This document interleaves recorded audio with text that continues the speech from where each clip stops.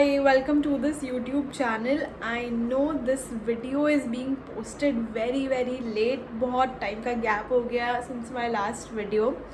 But what has motivated me to come back again is your exam and the condition that is prevailing right now. So here I have come up with this video and I just want to tell you all, first of all, ध्यान से सुनना कि exam आने वाला है in 5-6 days. I know बहुत कुछ हमारे नेशनल लेवल पे भी बहुत कुछ चल रहा है. इन सिचुएशंस को लेके डरना नहीं है, टाइम वेस्ट नहीं करना है. Most importantly this was my whole purpose to tell you कि टाइम वेस्ट नहीं करना है इन चीज़ों में पढ़ के कि एग्ज़ाम होगा नहीं होगा, पोस्टपोन होगा, क्या सिचुएशन बनेगी. You just have to keep going. You have a date, admit card release हो गए हैं और आपको उस एग्ज़ाम के लिए अपने आप को रेडी करना है. That should be your only and only target कि क्या कंडीशन बनेगी, क्या एग्ज़ाम पोस्टपोन होगा, प्रीपोन होगा, रिज़ल्ट क्या होगा, रिज़ल्ट डिले होगा, ये सब सोचने के लिए हमें टाइम इनफ मिल जाएगा. But for now I would say just keep going.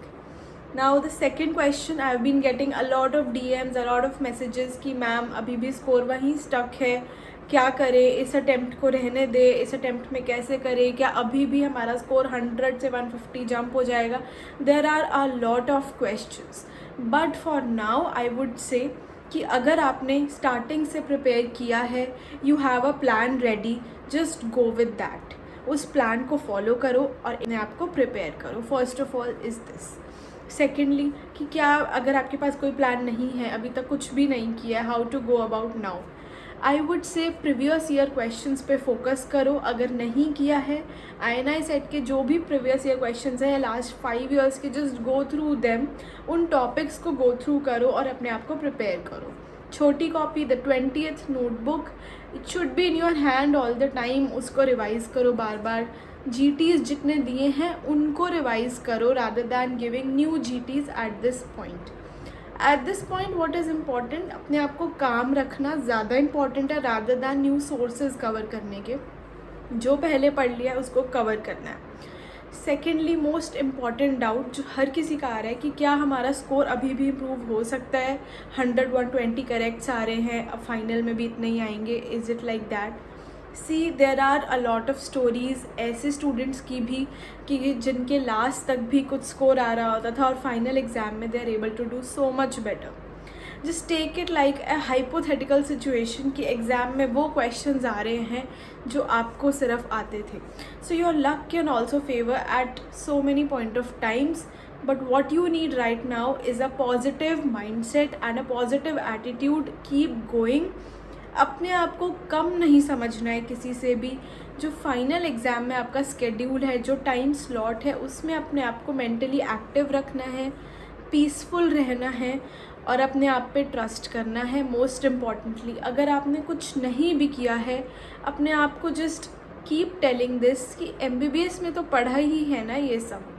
And if not just MBBS, पूरी लाइफ में कभी भी कहीं ना कहीं अपनी पोस्टिंग्स में, क्लिनिकल्स में, इंटर्नशिप में कहीं ना कहीं तो ये चीज़ें सुनी ही है ना. So it's all just that only.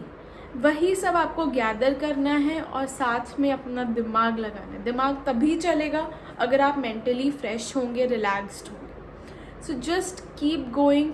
Outcome को सोचने के लिए भी इनफ टाइम सबको मिलेगा. अभी सिर्फ प्रोसेस पे कंसंट्रेट करना है. एंड द प्रोसेस इज़ अपने आप को इस लास्ट वीक में काम रखना है, कंपोज रखना है, एडमिट कार्ड को टाइम पे निकलवा लेना, अपने आप को रेडी रखना है, लोकेशन पे, सेंटर पे टाइम पे पहुंचना है और मोस्ट एक्टिव रहना है ड्यूरिंग दैट आवर्स.